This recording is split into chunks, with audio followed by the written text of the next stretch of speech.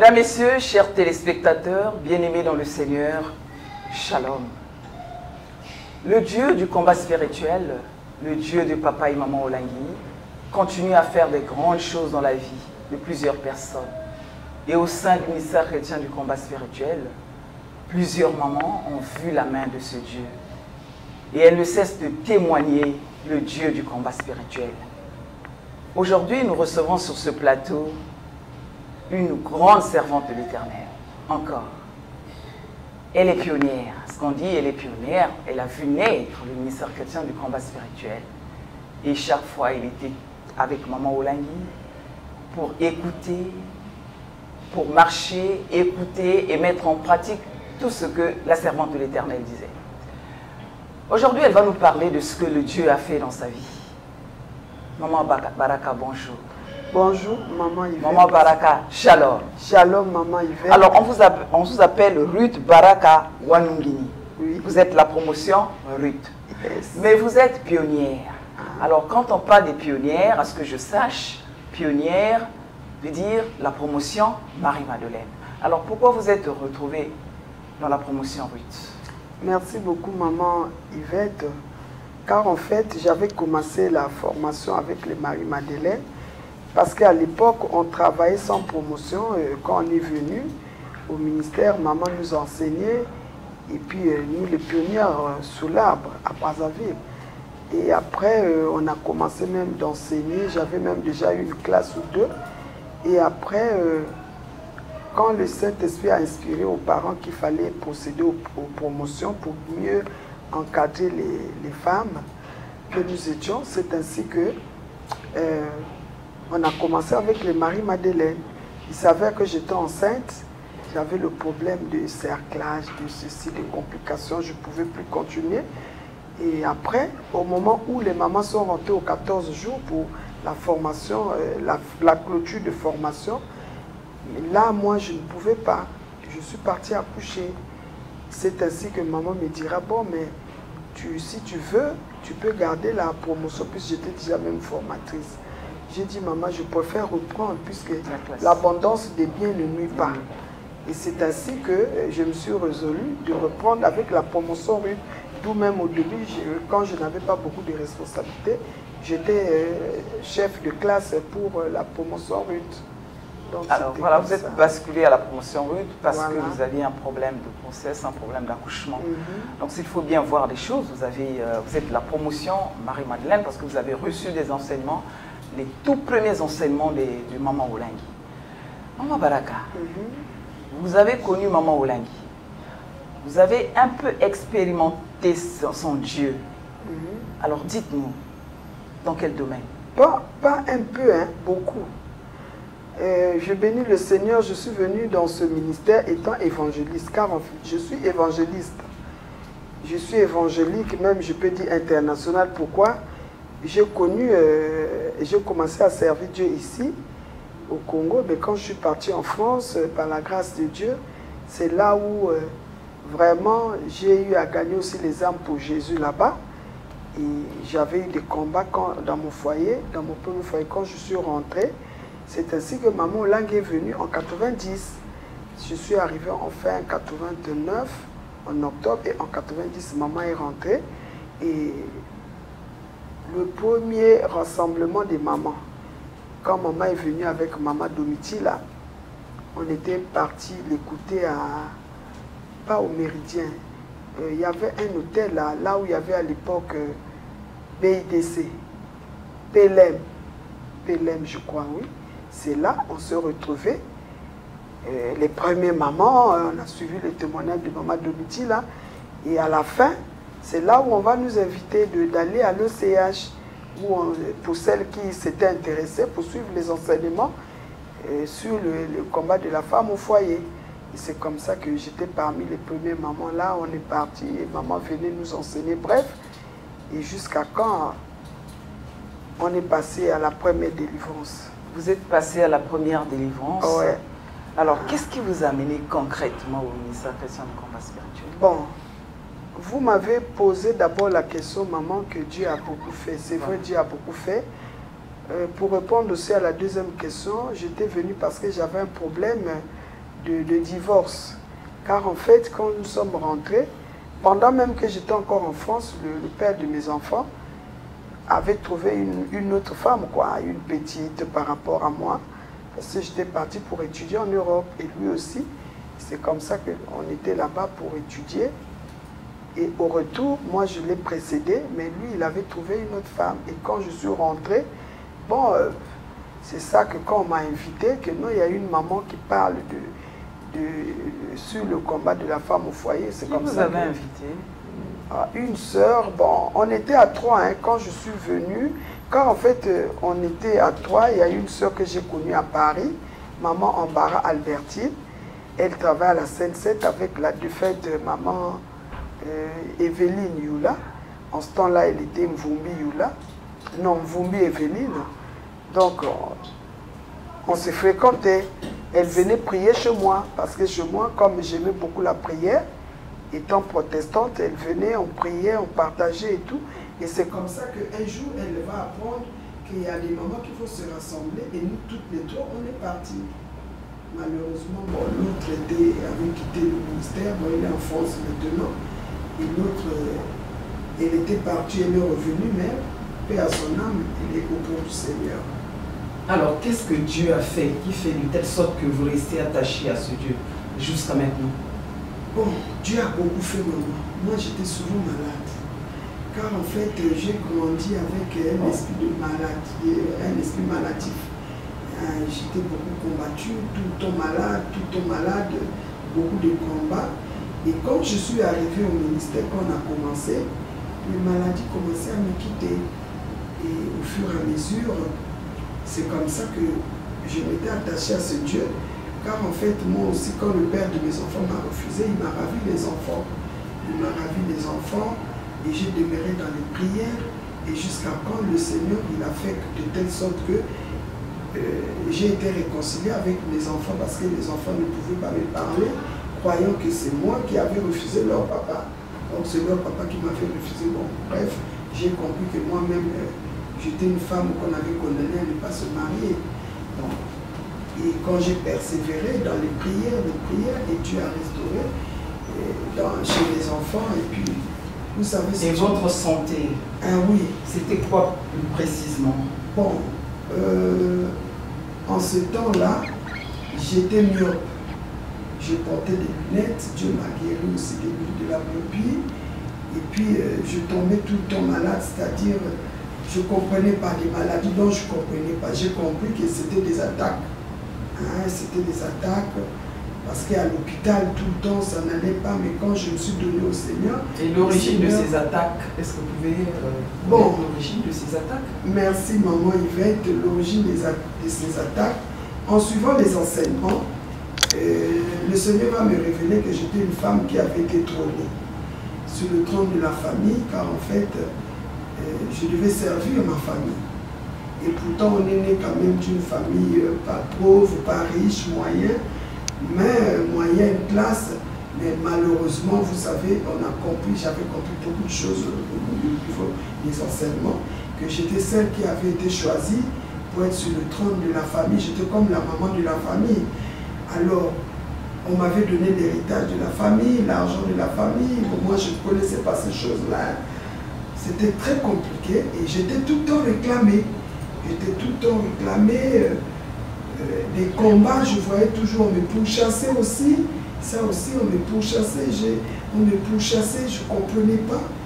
Et c'est comme ça que je me suis donné vraiment à la prière, du combat, jusqu'à quand le Seigneur m'a fait grâce. Vous avez quelques révélations de votre guérison? Parce qu'on dit souvent... Bon, voilà. Il y avait aussi la révélation, en ce qui concerne la santé, j'avais aussi le blocage au niveau de mon travail. Parce que par la grâce de Dieu, étant fonctionnaire au ministère des Finances, j'avais obtenu une bourse, bénéficié d'une bourse où j'étais parti faire les études de chef de projet en informatique. Et arrivé là-bas, j'ai fini par la grâce de Dieu. Quand je suis rentré, pour me reclasser, c'était tout un problème. D'où surtout ça aussi, hein, parce que mon salaire ne changeait pas, j'étais bloqué totalement, je ne comprenais rien. Et dans mes prières, une fois, le Seigneur va me révéler, il va me montrer, il y avait une grande foule, Mais toutes ces personnes-là étaient contrôlées par un géant. Alors un géant et ces personnes étaient délabrées, démunies, ils étaient ternes. Et moi j'étais parmi ces gens-là. Alors ce jour-là, c'était le jour J de ma délivrance. C'était en 2000. Alors Maman Baraka, par l'intermédiaire de qui êtes-vous arrivé au combat? Un mot qui vous a mené au combat spirituel, au ministère chrétien du combat spirituel. Donc comme nous, merci maman Yvette, comme nous c'est au commencement, parce que le ministère a commencé en 90. Et un jour, il y a une sœur, maman Baraka, qui va me dire qu'elle a pris au niveau de son travail, qu'il y avait une maman qui devait venir témoigner. Et cette maman avait été accompagnée par maman Olang. Et c'est comme ça que nous sommes partis. On est partis aussi assister le témoignage et à la fin, c'est ainsi qu'on nous dira que bon, celle qui veut le suivre, les enseignements sur le combat de la femme au foyer, d'aller à telle adresse à l'OCH. C'est comme ça que nous sommes rendus le même jour, nous trois. Il y avait maman Mbara qui est maintenant en France, et puis il y avait la défunte maman Evelyne Yula. À l'époque, elle était Mvumbi, puisqu'elle n'était pas encore mariée, et c'est comme ça que nous sommes partis. On a commencé les enseignements, car en fait, on est parti parce qu'à l'époque, nous, on était tout juste au début, quoi. Vous êtes parti au ministère chrétien du combat spirituel. Et pourquoi? Qu'est-ce que vous êtes parti faire au ministère? Quel est le problème qui vous a mis au ministère chrétien du combat spirituel? Bon, moi, personnellement, comme j'ai dit tout à l'heure, que j'avais des problèmes de santé, j'avais le problème de mariage. Le papa de mes enfants venait de... Enfin, il m'avait quitté. Il m'a ravi les enfants, d'où j'étais malheureuse. Les enfants étaient très jeunes, très petits. On revenait de l'Europe où j'étais partie pour étudier. Alors mes enfants se séparaient de moi, c'était très très dur. Donc je devais bien sûr que moi-même, étant servante de Dieu, Dieu m'utilisait aussi à ce temps-là. Mais comme on avait parlé qu'il y avait maman, on avait suivi que... Parce qu'il y a des gens, quand elles sont arrivées, elles ont suivi une fois, deux fois, sont parties. Mais moi, j'avais trouvé que ça, c'était ma place. Et puis en plus, j'étais en train de me poser la question, parce que j'étais à l'église protestante, je me posais la question, mais comment il n'y a que les femmes? Une église seulement des femmes et tout. Et c'est comme ça, maman nous dira, non, Dieu m'a dit de venir parler d'abord aux femmes. Et c'est ainsi qu'on verra le reste, parce que les problèmes dans les foyers, dans la société, c'est d'abord la femme. C'est comme ça qu'on a commencé. Et on a continué. Alors, en dehors de ce que vous vivez dans votre foyer, avec ce que votre mari vous a fait, quel est le problème, un autre problème, qui a fait de telle sorte que vous restez attaché à ce Dieu jusqu'à maintenant? Comme je dis tantôt, j'avais le combat dans le combat pour être reclassé au niveau de mon travail. Et puis aussi... J'aimais beaucoup Dieu, hein. Pour moi, ça me plaisait d'écouter maman quand elle nous parlait. Mais entre autres, un moment, j'ai commencé à aussi me poser des questions. Je me suis dit, mais comment? Une église, on n'est que des femmes. C'est un ministère, c'est le bras de l'église. Bon, mais Seigneur, parle-moi de cette maman. Car en fait, moi, c'est cette situation qui m'avait fait retenir jusqu'aujourd'hui.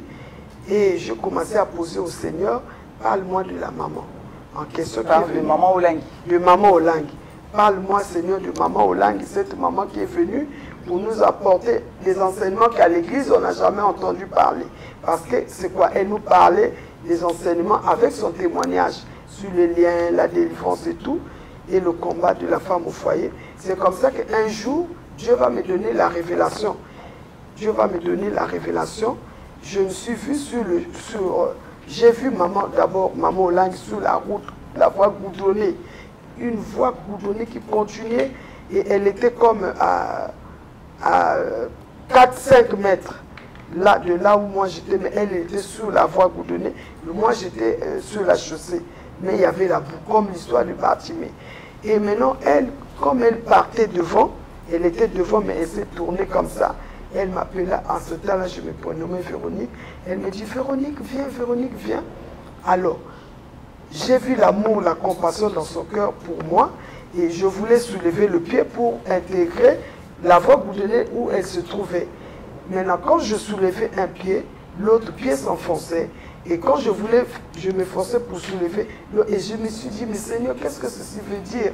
C'est là où Dieu me dira, non, cette femme, elle est sur la bonne voie. Car moi, je suis le chemin, la vérité et la vie, et lui ne peut arriver au Père sans passer par moi.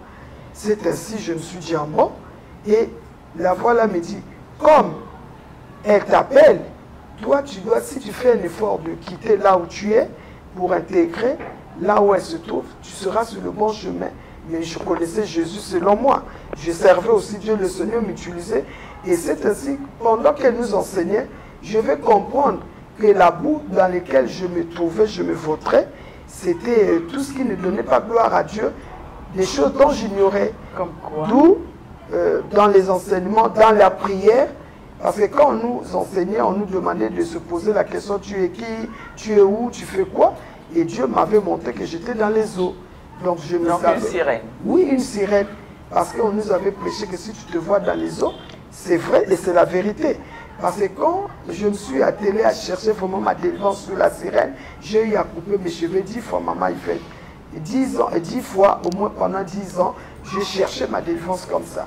Et un jour, je me suis vu, je voulais repartir dans les eaux. J'ai vu un monsieur qui est venu apparaître devant moi, me dit, tu n'as plus le droit de réintégrer les eaux, de repartir parce que tu n'as plus la marque. Comme tu n'as plus la marque, tu ne peux plus rentrer. Je dis, mais on me dit non. Et j'ai vu aussi un véhicule, il y avait quelques personnes dedans qui m'ont récupéré et on est reparti dans le monde, c'est-à-dire sur la terre ferme, quoi. Sur la terre ferme. Voilà. Vous êtes sur la terre ferme, vous êtes dans un monde réel. Réel, voilà. Alors, quelle est la différence? Qu'est-ce qui montre que vous êtes sirène? Quels sont les signes d'une sirène dans un monde réel? Merci maman Yvette. Depuis quand je grandissais, j'avais un problème que moi-même je ne comprenais pas, maman. Quand surtout les hommes me regardaient, je sentais que mes yeux comme si, c'est-à-dire si la personne est aussi à l'esprit de sirène, je sentais comme si mes yeux bouillonnaient. Comme si dans mes yeux, et puis les gens me disaient toujours, toi tes yeux là, et ça attirait beaucoup d'hommes derrière moi, même certaines femmes un aussi. esprit de séduction. Voilà, je séduisais très fort. Si bien que ça, c'est vraiment une situation que j'ai vécue qui m'a compliqué la vie. Les hommes étaient derrière moi, les femmes étaient derrière moi quand je partais par exemple à la banque, et j'avais ces cheveux qui scintillaient, j'avais une peau qui scintillait. Et les gens me disaient, mais qu'est-ce que tu mets sur tes cheveux, sur ta peau? Mais c'est les mêmes pommades que j'achetais au marché, mais pas les hydroquinones, les pommades que je continue de mettre jusqu'aujourd'hui. Voilà. Mais j'étais attirante.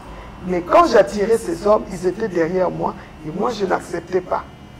D'où un jour, dans la recherche, pendant que je prêchais, j'ai fini de prêcher, Dieu me donne la révélation, Dieu me montre comment est-ce que ces hommes qui m'admiraient, je les enfermais. Et je me suis vu dans une les salle. enfermais? Oui, oui, spirituellement. Hein. Pourquoi? Mais je ne sais pas, mais quand les hommes, je les séduisais, hein, quand je les séduisais dans mon inconscient, de toi, tu les refoules. Je les refoule. Je leur fais mal au cœur, non? Parce que quand un homme veut de la femme et que la femme ne veut pas, souvent ça fait mal. Si bien qu'il y avait ces hommes qui me disaient, moi si je t'attrape, je vais en voiture, je vais t'écraser. Je dis, oh, mais oh non, tu ne veux pas de moi. Bref, mais dans la révélation, Dieu va me montrer, à part que Dieu m'a sorti des eaux une fois, et deuxième fois encore, j'ai eu une autre révélation. Il y avait un trou. Il y avait dans les eaux, comme dans les eaux aussi, il y a comme les chambres, comme les maisons et tout. Alors moi, je voulais partir. Maintenant, la voix me dit, non, tu ne peux plus repartir là-bas. Tu ne peux plus. Et là où était comme ma concession, dans les eaux, j'ai vu une main qui est venue à fermer comme une dalle, une grosse dalle à fermer. Et je me suis retrouvé pour me poser sur un roc. Et je me suis réveillé, j'ai dit quoi? Donc, réellement, le roc, c'est Jésus.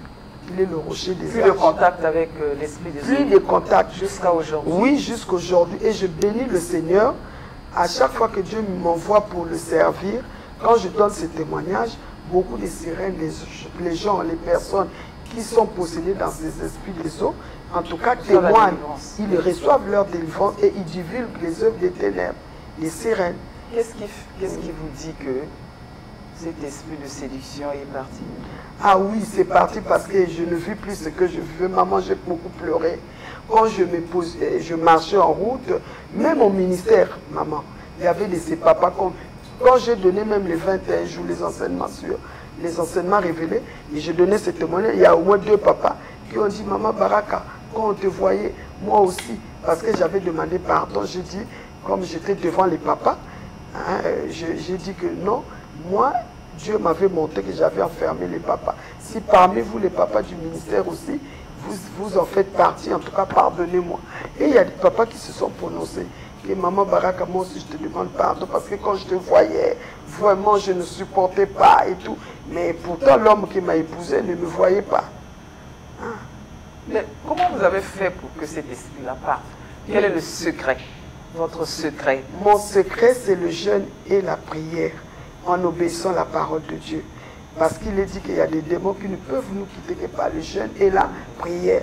Bien sûr, en mettant la parole de Dieu en pratique.